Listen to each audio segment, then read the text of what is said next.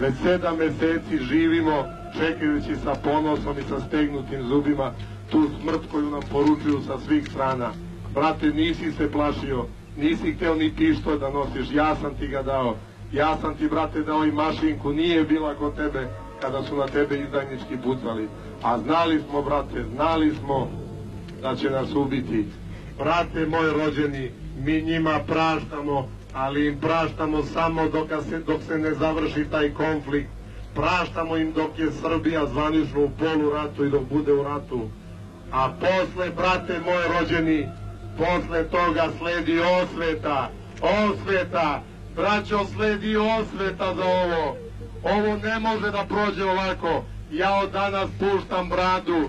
Bradu ću, braćo, obrijati kada Srbija bude prethodno pobedila rat i kada je bude brijao sa krvlju njegovih dželata.